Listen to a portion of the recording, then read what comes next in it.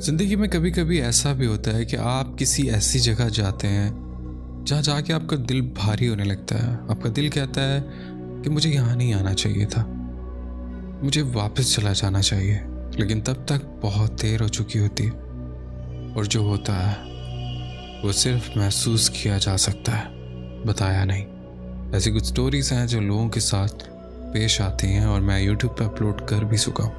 अगर आपके साथ भी कोई ऐसा वाक़या खुदा न ख्वास्ता पेश आ चुका है, आप मुझसे शेयर करना चाहते हैं तो डिस्क्रिप्शन में एक व्हाट्सअप नंबर है और एक ईमेल एड्रेस है। अपनी स्टोरीज लिख कर या वॉइस मैसेज के जरिए मुझसे शेयर कर सकते हैं। मैं बेस्ट स्टोरी सेलेक्ट करके उस पर नरेट कर दूँ। चलते हैं आज की स्टोरीज की तरफ। आयतुल कुर्सी का एहसार कर लें, क्योंकि कहा जाता है जब हम इन मखलूक़ात में बहुत इंटरेस्ट लेते हैं, इनका जिक्र करते हैं, तो ये बहुत करीब आने लगती हैं, ये भी हम इंटरेस्ट लेने लगती हैं। तो आपको डर न लगे, आयतुल कुर्सी पढ़ लें। चलते हैं अपनी स्टोरीज की तरफ।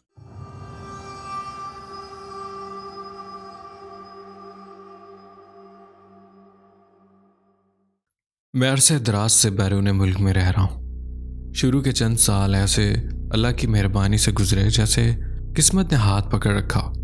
जितनी मेहनत करता उसका नतीजा दुगना मिलता। हर महीने घर पर रकम भेजता, माँ बाप खुश, बीवी खुश, बच्चे खुश।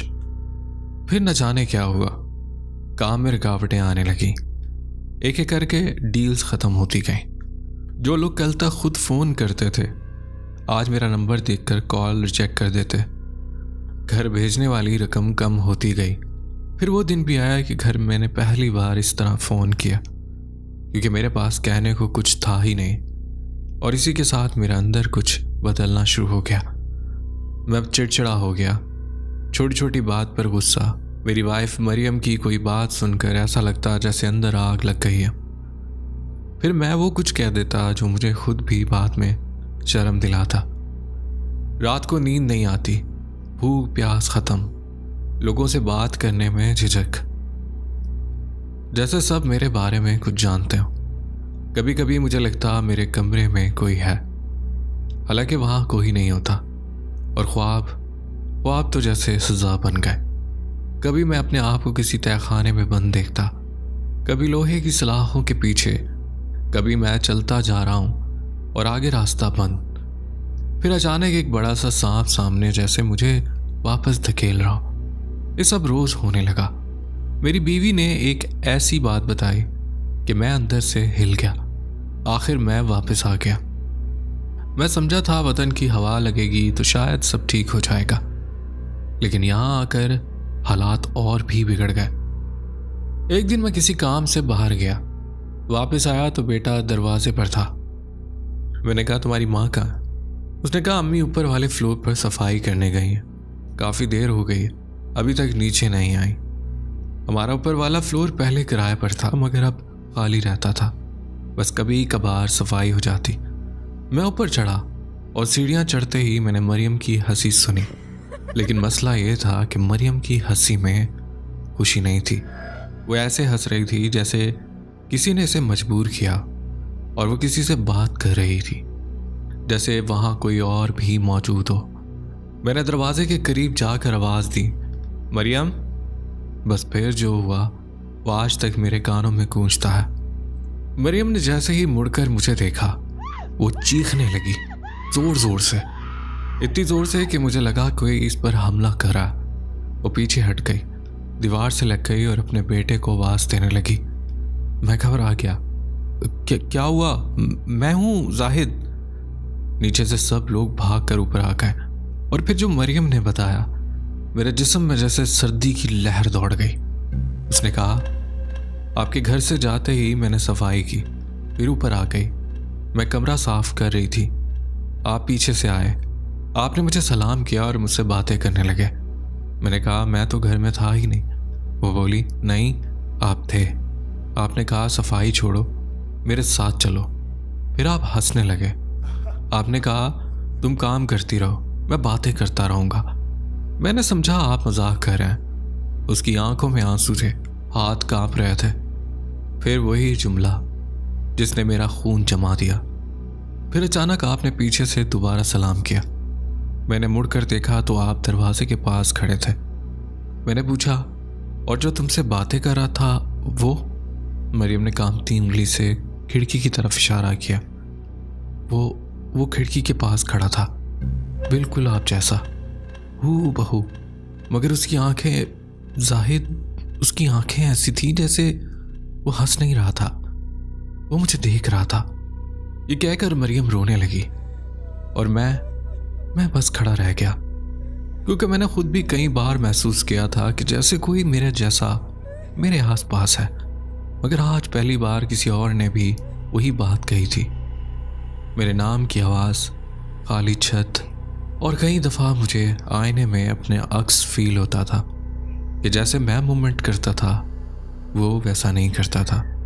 मैं अपना कई बार वहम समझ के दिमाग को झटक देता था। चंद दिन बाद मैं मगरिब के करीब छत पर गया। हल्का सा अंधेरा था। मैं दीवार के साथ खड़ा था कि पीछे से किसी ने साफ आवाज में मेरा नाम लिया, शाहिद इधर आ। मैंने फौरन मुड़कर देखा, कोई नहीं, पूरी छत खाली। मेरे पांव जैसे जमीन में धंस गए। मैंने आयतल कुर्सी शुरू कर दी और भागकर नीचे आया। एक रात शोर सुनकर मेरी आंख खुल गई। आवाज मरियम वाले कमरे से थी। मैं भाग कर गया तो मरियम कांप रही थी, इतनी खौफजदा कि बोल नहीं पा रही थी। उसने मेरा बाजू ऐसे पकड़ा जैसे मैं उसे छोड़ दूंगा तो वो मर जाएगी। कुछ देर बाद वो बोली और फिर मुझ पर ही बरस पड़ी, आप किसी को क्यों नहीं बुलाते, कोई हल क्यों नहीं निकालते? फिर उसने बताया, मैं सोई हुई थी, मैं जाग रही थी, बस जिस्म बोझल था, जैसे किसी ने मेरा ऊपर पहाड़ रख दिया। और फिर वो औरत, वो काली औरत मेरे बदन में सनसनी दौड़ गई। वो मेरे सामने आ गई, मेरे इतने करीब कि मैं उसकी सांस महसूस कर रही थी। उसने मेरी बेटी की तरफ इशारा किया और हंसी, जैसे कह रही हो ये मेरी है। मरियम रो रही थी। मैंने पूछा, ये ख्वाब था? वो बोली, नहीं जाहिद, मैं जाग रही थी, मैं चीखना चाहती थी मगर आवाज़ नहीं निकल रही थी। मैंने आयतल कुर्सी पढ़ना चाही मगर अल्फाज भूलने लगती। मैं शुरू करती फिर भूल जाती, फिर शुरू करती फिर भूल जाती, और उसकी आखिरी लाइन ने मुझे अंदर तक तोड़ दिया। वो हंसती रही जैसे मेरे बेबसी का मजा ले रही हो। मैंने कई जगह जाना शुरू किया। कोई कहता जादू है, कोई कहता जिन्नात है, कोई तावीज़ देता, कोई पैसे मांगता, और एक जगह तो इतना साफ झूठ था कि मेरा दिल चाहा वहीं सबके सामने बोल दूं, मगर फिर मैं खामोश रह गया। मुझे सिर्फ अपना घर बचाना था। लेकिन एक बात खतरनाक थी, मरियम को कई बार ऐसा लगता कि वो किसी से बात कर रही है। कोई उसे प्यार से मुखातिब करता, वो मुस्कुरा देती, और फिर मैं अचानक आ जाता तो मरियम घबरा जाती। वो कहती, जाहिद, मैं कसम खा कर कह रही हूँ, मैं जिससे बात कर रही थी वो आप जैसा था मगर आप नहीं थे। ये सुनकर मेरे अंदर एक खालीपन बढ़ने लगा, जैसे मेरी जिंदगी के अंदर कोई दूसरा भी जगह बना रहा हो। एक दिन ऐसा हुआ कि हम दोनों मियाँ बीवी सो रहे थे। हमारे बड़े बेड के दरमियान में हमारे बच्चे सो रहे थे। मेरी वाइफ बेड के उस कोने में करवट लिए लेटी थी और मैं बेड के इस कोने में। अब दोनों के दरमियान काफ़ी डिस्टेंस था। अब यहाँ जो मैं बात बताने जा रहा हूँ, कमज़ोर दिल हजरात इस बात को ना सुनिएगा, क्योंकि यहाँ पर एक बहुत ही खौफनाक सीन होने वाला था। होता ऐसा है कि मैं सो रहा था और गहरी नींद में था, तो मुझे हल्की सी हंसी की आवाज़ सुनाई दी, और वो आवाज़ मेरी वाइफ की थी। मेरी आँख खुल गई। कमरे में लाइट तो बंद थी, लेकिन इतना अंधेरा नहीं था कि कोई दिखाई न दे सके। मैंने महसूस किया मेरी वाइफ उस तरफ मुंह किए लेटी है करवट के बल, और वो किसी से बातें करे। मैं थोड़ा सा बेड से उठकर खामोशी से देखता हूँ। मेरी वाइफ की उस तरफ बेड के साथ कोई बैठा उससे बातें कर रहा है, और वही शख्स जो सेम कद काठ का था। और मेरी वाइफ को कहने लगा, चलो दूसरे कमरे में चलते हैं। मैं ये मंजर देख रहा हूँ। मेरी वाइफ बेड से उठती, उसका हाथ पकड़ता और कमरे से दूसरे कमरे में जाने लगता। जैसे ही वो दरवाजे तक पहुँचते मैं जोर से मरियम को पुकारता हूँ। मरियम शॉक्ड हो जाती है और चीखने लगती है। यहाँ वो शख्स जो भी था, जैसे ही बरामदे की लाइट के सामने आता, मैं देखता हूँ कि वही शख्स था जो मेरी कॉपी थी, जो मुझसे मुशाबत रखता था, जैसे ही मैंने आवाज़ दी, मरियम ने चीखना शुरू किया। वो शख्स सहन की तरफ भागने लगा और थोड़ी देर में हवा में ऐसे घुल गया जैसे यहाँ था ही नहीं। मैंने वाइफ से पूछा, वो होश में आई। उसने कहा कि आप ही थे और मुझे कह रहे थे उधर चलो, हमने बात करनी, और आज आप बहुत अच्छे मूड में थे। खैर, ये बात भी गुजर गई। ये चीज़ मुझे सबसे ज़्यादा अंदर से खाए जा रही थी। कोई मेरी मुशाबत में मेरी वाइफ के बहुत करीब आना चाह रहा था। एक दिन बाजार से गुजरते हुए एक आदमी ने मुझे घूरा। मैं आगे बढ़ गया। मैंने मुड़कर देखा, वो फिर भी देख रहा था। मैं चलने लगा, फिर रुककर दोबारा मुड़ा तो मेरा दिल उछलकर हलक में आ गया। वो आदमी मेरे पीछे खड़ा था। उसने सलाम किया, मेरा हाथ पकड़कर करीब होटल की तरफ इशारा किया।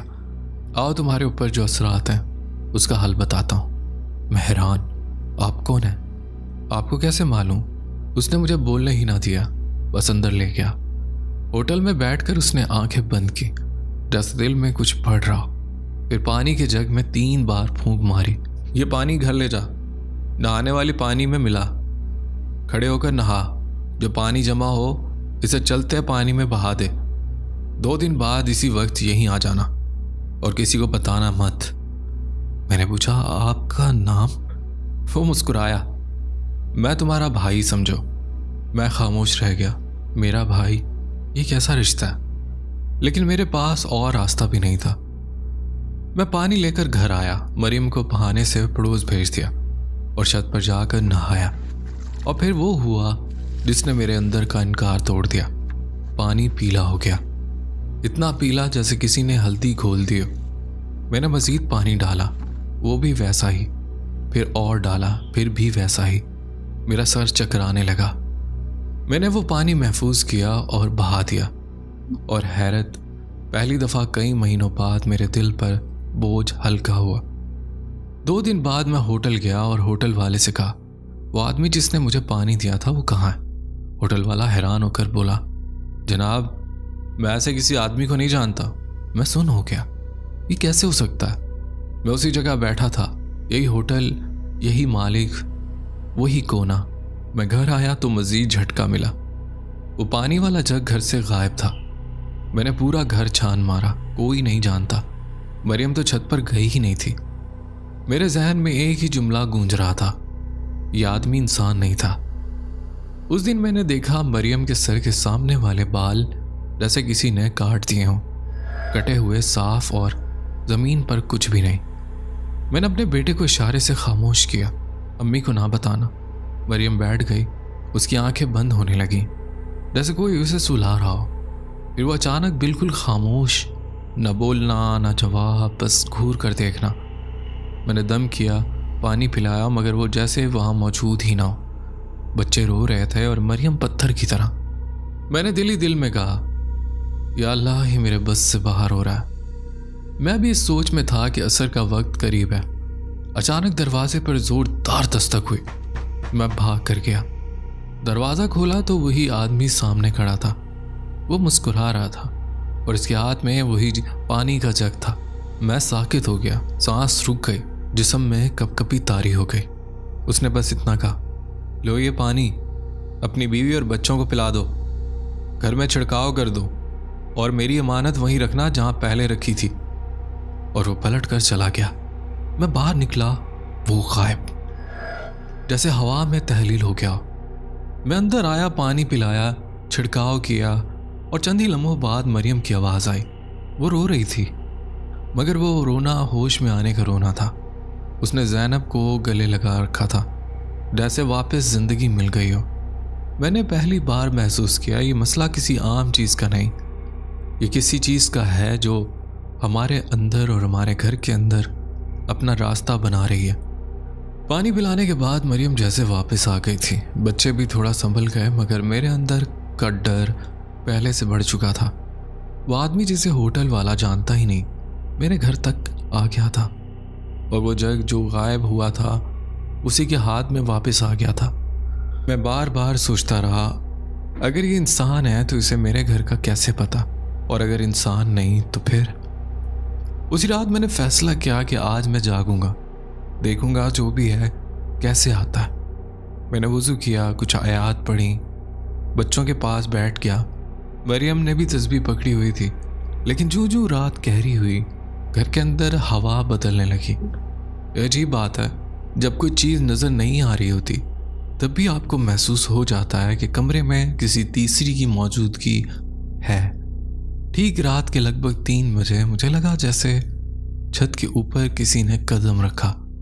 बस एक कदम, फिर खामोशी। मैं उठा, दरवाजे की तरफ बढ़ा और बिल्कुल उसी लम्हे मरियम ने मेरा हाथ पकड़ लिया। उसकी आवाज़ बहुत हल्की थी, साहिद मत जाना। मैंने कहा कुछ नहीं, मैं बस देख कर आता हूँ।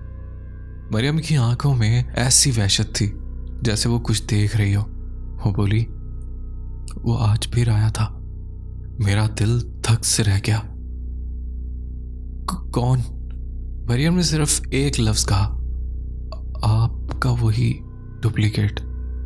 मरियम जिससे बात कर रही थी वो मैं नहीं था। मरियम ने बताया, पानी छिड़कने के बाद जब मैं बच्चों के पास था और वो किचन में गई तो उसे पीछे से मेरी आवाज़ आई। मरियम, वो खुश हुई कि शायद मेरा मूड बेहतर है। वो मुड़ी तो उसे मैं नज़र आया, बिल्कुल मैं, वही कपड़े, वही चेहरा। मगर मरियम ने कहा, जाहिद, मुझे ऐसे लगा जैसे उसके चेहरे पर कोई चीज़ गलत थी, जैसे हंसी नहीं थी, बस दांत दिख रहे थे।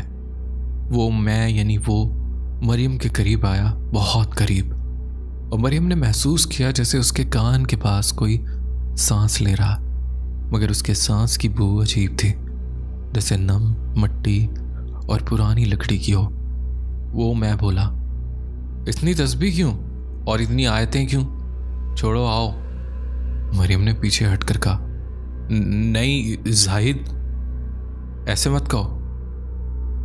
मैं अल्लाह का कलाम पढ़ रही हूं और तुम मेरा साथ दे रहे हो। वो हंस पड़ा, एक खुश्क सी हंसी। फिर उसने आहिस्ता से कहा, हाँ पढ़ तो रहे हैं, लेकिन मैं भी तो यहाँ हूं ना अभी तुम्हारे पास। अभी सिर्फ मुझसे बात करो। ये जुमला कहते ही किचन के पिछले कोने में रखा बर्तनों वाला रैक खुद ब खुद हिल गया और मरियम को शक हो गया कि वो मैं नहीं हूं। मरियम डर गई। उसी लम्हे में वाकई कमरे से बाहर निकला।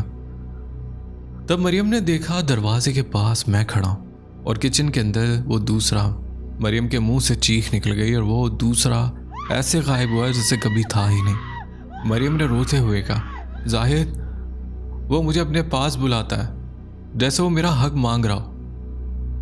मैंने उस रात पहली बार महसूस किया, ये सिर्फ डर नहीं, ये कब्जा जैसे कोई चीज़ है जो हमारी जिंदगी के अंदर अपना हिस्सा मांग रही है। मैंने सोचा था कि आज मैं मजबूत रहूंगा, मगर जब आपकी बीवी लरसती आवाज़ में कहे कि आप जैसा कोई और मुझे छूने की कोशिश कर रहा था तो मर्ग की हड्डी तक कांप जाती। रात का एक पहर गुजरा था कि मुझे खुद भी कुछ महसूस हुआ। मैं लेटा था कि अचानक कंबल हल्का सा खिसका, जैसे किसी ने नीचे से खींचा। मैंने फौरन आँख खोली। कमरे में अंधेरा था, मगर इतना भी नहीं कि कुछ नज़र ना आए, और मैंने देखा कि मेरे पलंग के पायंतों वाली तरफ कोई बैठा है। मैंने दिल में आयतुल कुर्सी शुरू की। वो आहिस्ता आहिस्ता सर उठाकर मेरी तरफ देखने लगा। मेरी जान निकल गई और मेरा ही चेहरा था, बिल्कुल मेरा, मगर आंखें ऐसी थी जैसे किसी ने अंदर अंधेरा भर दिया। पलकें कम हिलती थी और होंठ ऐसे जैसे हंसी का ढोंग कर रहे हों। वो बस मुझे देखता रहा। मैंने आंखें जोर से बंद की और दोबारा खोली। अब वो पाँव की तरफ नहीं था, अब वो मेरे पलंग के बिल्कुल साथ खड़ा था और उसके होंठ हिले। तेरे घर में मेरी जगह है। मैंने उस वक्त जोर से अल्लाह अकबर कहा और जैसे अल्फाज निकले कमरे में एक ठंडी हवा चल गई और वो पीछे हट गया, लेकिन जाते जाते मुस्कुराया। ऐसी मुस्कुराहट जो इंसान नहीं करता। अगले दिन मैंने छत पर जाकर वो जग रखा जैसे उसने कहा था, मगर दिल में एक सवाल था, ये अमानत है क्या, जग या कुछ और। उसी शाम मरियम ने एक और बात बताई। वो कह रही थी कि जब वो कमरे में अकेली होती है तो कभी ऐसा लगता है जैसे कोई उसके बालों के करीब आकर सूंघ रहा है, और कभी कभी उसके बाल हल्के से खिंच जाते हैं। मैंने गुस्से से कहा, जो भी है सामने आकर बात करे। कसम से उसी रात हमें उस गुस्से की सज़ा मिली। रात तकरीबन 2:30 बजे अचानक हमारे बड़े बेटे की चीख सुनाई दी। हम दोनों भागकर उसके कमरे की तरफ गए।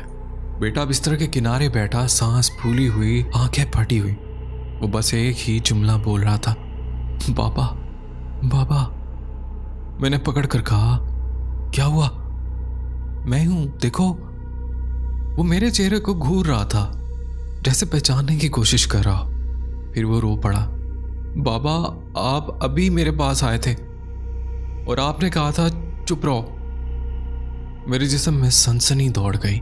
मैंने कहा, मैं नहीं आया, मैं तो मम्मी के पास था। बेटा हाँफते हुए बोला, नहीं बाबा, आप ही थे। आपने मेरे सर पे हाथ रखा, मगर आपके हाथ बहुत ठंडे थे। उसने अपने माथे पर हाथ रखा, जैसे अभी भी वो सर्दी महसूस कर रहा। मरियम की हालत बिगड़ गई। मैंने उसी वक्त पानी निकाला, वही दम वाला। बच्चों को बुलाया, घर के कोनों में छिड़का, मगर इस दफ़ा छिड़काव के बाद किचन के कोने से हल्की हंसी आई। वो हंसी मेरी नहीं थी। मरियम की ज़ुबान बंद और वो कोने की तरफ देखती रही। उस रात के बाद मरियम फिर से अजीब हो गई। वो चुप हो गई, बस घूरती, जैसे कोई इसे अंदर से पकड़ कर बैठ गया। उसकी आंखें बार बार ही कोने की तरफ जाती और पलट कर मुझे ऐसे देखती जैसे कह रही हो, वो यहाँ है, तुम क्यों नहीं देख रहे? मैंने दिल में कहा, या अल्लाह मेरे बच्चों को बचा ले। और फिर मैंने वो गलती की जो नहीं करनी चाहिए थी। मैंने गुस्से में उसी कोने की तरफ देखकर बुलंद आवाज में कहा, अगर तू है तो मेरे सामने आ। कमरे में खामोशी हो गई, इतनी खामोशी कि दीवार की खिड़की की टक टक भी कानों में चुभने लगी। फिर अचानक हमारे घर के मेन दरवाजे पर दस्तक हुई, बहुत आहिस्ता, जैसे कोई उंगली की नोक से बजा रहा हो। मैंने दरवाजे की तरफ कदम बढ़ाया। मरियम ने एकदम मेरी कलाई पकड़ी और इसकी जुबान जैसे खुल गई। मत खोले, वो आप नहीं होगे। मरियम ने मेरी कलाई इतनी जोर से पकड़ी हुई थी कि उसके नाखून मेरे गोश्त में धंस गए थे। वो तकरीबन सरगोशी में बोली, जाहिद मत खोले, वो वही होगा। दरवाजे पर दस्तक होती रही, इस दफा जरा जोर से। मेरे दिल की धड़कन तेज हो गई। मैंने बच्चों की तरफ देखा, वो सहम कर दीवार के साथ लगे खड़े रहे। मरियम की आंखें दरवाजे पर जमी थी, जैसे वो पहले से ही जानती हो कि बाहर कौन है। मैंने आयतुल कुर्सी पढ़ते हुए दरवाजा खोला और बाहर कोई नहीं था। गली खाली, हल्की सी हवा, दूर कहीं कुत्ते भौंक रहे थे। मैंने सुकून का सांस लिया ही था कि मरियम की चीख निकल गई, पीछे देखो। मैं पलटा तो मेरे जिस्म में जैसे बिजली दौड़ गई। दरवाजे के अंदर हमारे सहन में मेरा हमशक्ल खड़ा था, बिल्कुल मैं। वही कपड़े, वही कद, वही चेहरा। वो आंखें मुझे देख ही नहीं रही थी, वो मरियम को देख रही थी और उसकी जुबान से वो अल्फाज निकले जो मैं कभी नहीं कहता, इतना डर क्यों रहे हो, मैं तुम ही तो हूं। मरियम पीछे हट गई, उसके मुंह से आवाज तक ना निकल सकी।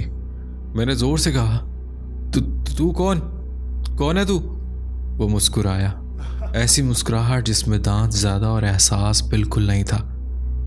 मैं वो हूं जिसे तुमने जगह दी, तुम्हारा हमसाथ। मैंने एक कदम आगे बढ़ाया, वो भी आगे बढ़ा। मैं रुका, वो भी रुका, जैसे आईना हो, मगर आईना नहीं था। मेरे दिल में एक ही ख्याल था, अगर मैं इसे छू लूं तो क्या होगा। उसी लम्हे मरियम बेहोश होकर गिर पड़ी। बच्चे चीखने लगे और वो यानी मैं हंसते हुए पीछे हटने लगा। अभी नहीं, अभी तो तुम्हें समझना है। और वो ऐसे गायब हुआ जैसे हवा में खुल गया। ना कोई दरवाज़ा खुला, ना बंद हुआ, बस वो था और फिर नहीं था। उस रात मुझे नींद नहीं आई। फजर से कुछ पहले मेरे फ़ोन की स्क्रीन खुद ब खुद रोशन हो गई। कोई कॉल नहीं थी, कोई मैसेज नहीं था, बस एक ही जुमला स्क्रीन पर था, अमानत अभी पूरी नहीं हुई। मेरे हाथ कांपने लगे। उसी वक्त दरवाजे पर फिर दस्तक हुई। इस बार मैं जानता था। मैंने दरवाज़ा खोला और वही आदमी खड़ा था जो मुझे कहता था अपना भाई समझो।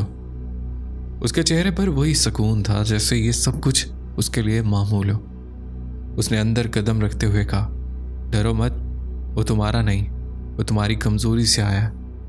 मैंने पूछा कौन है वो? उन्होंने कहा तुम्हारा हमसाथ। उसने कहा कि जब तुम परेशानी में थे, तुम मायूस थे, तुम्हारी बॉडी की इम्यूनिटी कम हो गई थी, तो किसी ने जादू के ज़रिए तुम पर तुम्हारा हमजाद मुसल्लत किया जो तुम्हें परेशान करा। वो तुम्हारी शक्ल में इसलिए आता है क्योंकि तुमने सबसे ज़्यादा खुद को ही तोड़ा, गुस्से में, मायूसी में, नाउमीदी में। वो बोला जिन्नात को दरवाज़ा हमेशा इंसान खुद देता है, वो ज़बरदस्ती नहीं आते। मैंने पूछा अब क्या हो गया? उसने छत की तरफ इशारा किया। जो अमानत रखी है उसे आज रात ख़त्म करना होगा, वरना वो मरियम को छोड़कर नहीं जाएगा। हम सब छत पर गए, वही जगह जहाँ पहले पानी रखा था। उस भाई ने कहा जो कुछ भी हो जाए पीछे मत मुड़ना। उन्होंने पढ़ना शुरू किया। फिज़ा बदलने लगी, हवा ठंडी हो गई। अचानक मरियम ने चीख मारना शुरू कर दी। वही काली औरत उसके सामने आ खड़ी हुई, मगर इस बार मैंने भी उसे देखा। लंबे बाल ज़मीन को छूते हुए, आंखें बिल्कुल स्याह और होंठों पर जहरीली मुस्कुराहट। वो बोली ये मेरी है, और मरियम की तरफ बढ़ी। मैंने पहली बार पूरी ताकत से चीख कर कहा नहीं, और उसी लम्हे उन भाई ने वो अल्फाज पढ़े जो मैं यहाँ लिख नहीं सकता। बस इतना कहूँगा जैसे किसी ने फ़िज़ा को फाड़ दिया। वो औरत चीखी, ऐसी चीख जो इंसान नहीं निकालता, और फिर वो बिखर गई जैसे धुआं। सब कुछ अचानक खामोश हो गया। हवा रुक गई। मरियम ज़मीन पर बैठ गई, सांस बहाल होने लगी। उन भाई ने मुझसे कहा अब ये घर महफूज है, मगर याद रखना। मैंने पूछा क्या? वो बोला वो दोबारा आ सकता है अगर फिर तुमने अपने आप को तोड़ा, मायूस हुए, नाउमीद हुए। ये कहकर उसने एक बात और कही कि ज़िंदगी में चाहे कुछ भी हो जाए, मेरा जिक्र किसी से मत करना। मैं कौन हूँ, कहाँ से आया। और सीढ़ियाँ उतर गया। मैं उसके पीछे गया, मगर नीचे कोई नहीं था। आज कई महीने गुजर चुके हैं, घर में सुकून है अल्हम्दुलिल्लाह। मगर कभी कभी रात को जब मैं आईने के सामने खड़ा होता हूँ तो मुझे यूँ लगता है जैसे अक्स ज़रा देर से हरकत करता हो। और तब मुझे याद आया हर दरवाज़ा बाहर नहीं होता, कुछ दरवाजे इंसान के अंदर भी होते हैं। इस वाक़े के बाद मुझे जिन्नात पर, हमसाद पर एक पुख्ता यकीन हो गया। हालांकि इन चीज़ों का जिक्र कुरान पाक में भी है, लेकिन इतना पक्का बिलीव चूँकि मैं इन चीज़ों को फेस कर चुका था, तो मैं ही जानता हूँ कि वो मामलात मैंने कैसे फेस किया। मेरी स्टोरी थी, उम्मीद है मेरे चैनल पर ज़रूर शेयर करेंगे। बहुत शुक्रिया आपने अपनी स्टोरी हमसे शेयर की। दोस्तों, स्टोरी में आगे बढ़ने से पहले आपसे एक रिक्वेस्ट है, अगर आपने अभी तक चैनल सब्सक्राइब नहीं किया हुआ तो चैनल को सब्सक्राइब कर दें और बेल आइकन को प्रेस कर लें। अगर आप चाहते हैं कि मेरी ऐसी स्टोरीज़ आप तक पहुंचती रहें इस यूट्यूब के समंदर में मैं कहीं खो ना जाऊँ। चैनल को सब्सक्राइब कर लें, बेल आइकन को प्रेस कर लें और अपनी तरह का प्यारा सा एक कमेंट लाजमी नीचे दीजिएगा फीडबैक के लिए। इससे मुझे बहुत हेल्प होती है आप लोगों के लिए अच्छा कंटेंट लाने में। बढ़ते हैं स्टोरी की तरफ।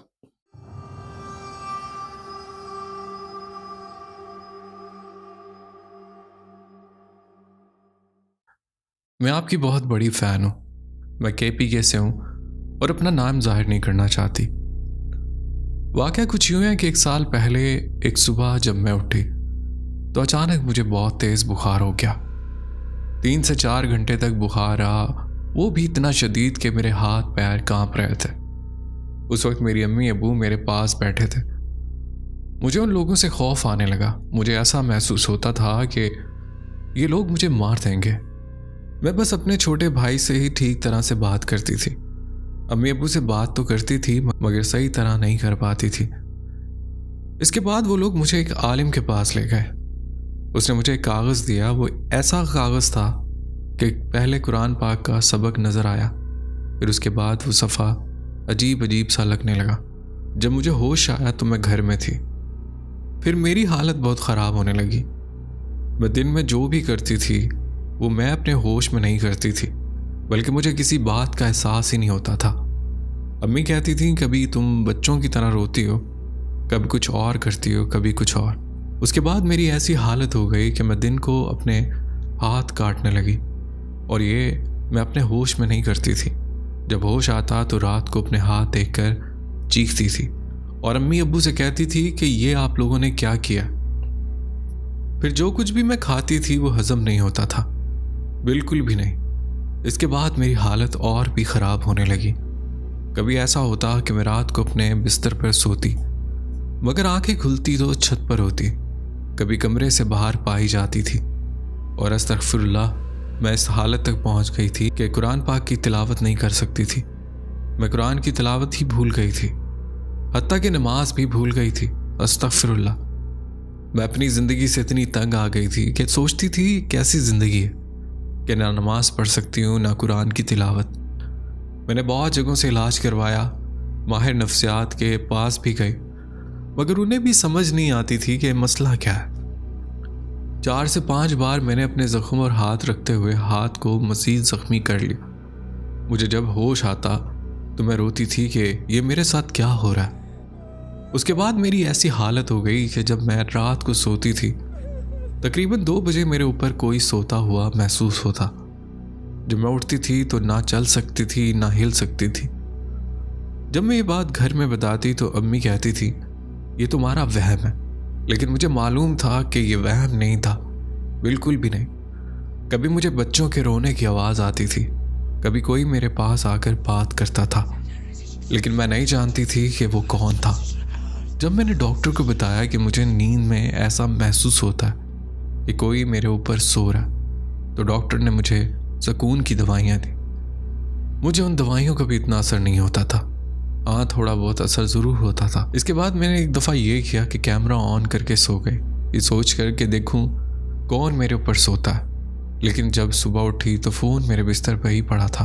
फिर मैंने सोचा कि कुछ भी हो मुझे सच का पता ज़रूर करना है। एक रात मैंने सुकून की दवाई खाई नहीं, सिर्फ घर वालों को बताने के लिए कि हाँ मैंने खा ली।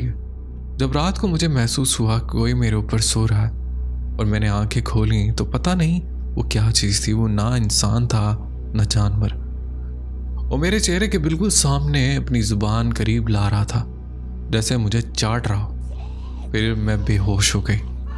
4-5 डॉक्टर से इलाज कराने के बावजूद कोई फ़र्क नहीं आया। फिर एक डॉक्टर ने कहा कि इसे किसी आमिल के पास ले जाएं, क्योंकि मेरी हालत बहुत ख़राब थी। इसलिए डॉक्टर ने भी यही मशवरा दिया।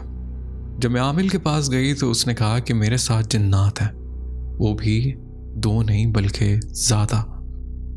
उसने कहा कि एक जिन मुझ पर आशिक है और ये चीज़ मामू के घर से मेरे साथ आई है। उसने कहा ये सब उस रात हुआ जब मैं छत पर गई थी तो बेहोश थी, लेकिन अम्मी ने मुझे बाद में सारी बात बताई। आलिम ने यह भी बताया था कि मेरे दिमाग पर काला जादू हुआ है और कोई मुझे पागल करना चाहता है, मेरे रिश्ते में दरार डालना चाहता है। लेकिन ये सब कुछ उस आमिल ने मेरी अम्मी को बताया था और अम्मी ने मुझे बताया। फिर मुझे आहिस्ता आहिस्ता सारी बातें याद आने लगी। मैं मामू के घर गई थी। रात को मेरा नेट ठीक से काम नहीं कर रहा था तो मैं छत पर गई। वहाँ मैंने देखा कि कोई लड़का फ़ोन इस्तेमाल कर रहा है। मैंने सोचा शायद मेरा कनेक्शन ख़राब है और उसका भी नेट ठीक नहीं चल रहा होगा। तब से मुझ में तब्दीलियाँ आना शुरू हो गईं। 3 महीने में मेरी यही हालत रही। तकरीबन 2 महीने तक मुसलसल कोई ना कोई रात को मुझसे बात करने आता। जब मैं उठती तो वो ख्वाब होता। कभी मैं छत पर पाई जाती, लेकिन मुझे मालूम था कि 2 महीने तक एक ही इंसान ख्वाब में नहीं आ सकता, और वैसे भी मैं इतनी खूबसूरत नहीं हूँ कि कोई मुझे पसंद करे। हाँ, मैं मज़ाहिया किस्म की लड़की हूँ और मेरा इखलाक बहुत अच्छा है, अल्हम्दुलिल्लाह। वो आलिम यही कहता था कि एक जिन मुझ पर आशिक है, बाकी जिन्नात मामू के घर के हैं। और वाकई मामू का घर थोड़ा सा अलग सा है, बहुत बड़ा है और वहाँ अक्सर लोग डरते रहते हैं। फिर उस आलिम ने मेरा इलाज शुरू किया। फिर मैं अल्हम्दुलिल्लाह थोड़ी ठीक हुई। फिर एक दूसरे आलिम ने मेरा ईमान ताज़ा किया। अल्लाह का शुक्र है, उसके बाद मैं कुछ बेहतर होने लगी। उन 3 महीनों में मेरा वज़न 13 किलो कम हो गया था। ना कुछ खाती थी ना पीती। आज मैं बिल्कुल ठीक हूँ अल्हम्दुलिल्लाह।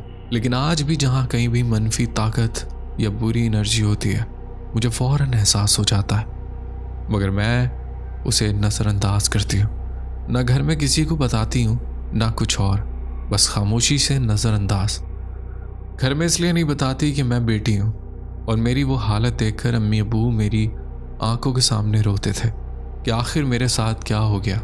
मेरे अब्बू तो अपने ही चेहरे पर थप्पड़ मार लेते थे कि अल्लाह, एक ही बेटी है, ये क्यों ऐसी हो गई। आज भी मुझे मनफी एनर्जी का फ़ौरन एहसास हो जाता है, मगर मैं उसको नज़रअंदाज करती हूँ। ये मेरी स्टोरी थी, उम्मीद है आप अपने चैनल पर ज़रूर शेयर करेंगे। तो बहुत शुक्रिया आपने स्टोरी शेयर की, और बहुत हमदर्दी है जिस तकलीफ़ से आप गुजरी।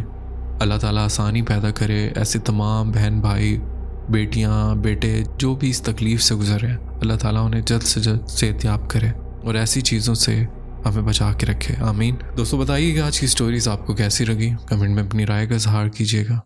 दोस्तों उम्मीद है आज की स्टोरीज़ आपको पसंद आई होंगी। स्टोरीज़ पसंद आई तो वीडियो को लाइक करना ना भूलिएगा, और अगर चैनल पर नए तो चैनल भी सब्सक्राइब कर लें, बेल आइकन प्रेस करके ऑल का नोटिफिकेशन ऑन कर लें। इससे आप मेरी यूट्यूब फैमिली का हिस्सा बन जाएंगे, मेरी स्टोरीज़ के नोटिफिकेशंस आप तक पहुँचते रहा करेंगे। अपना ख्याल रखिएगा। अल्लाह हाफ़िज़।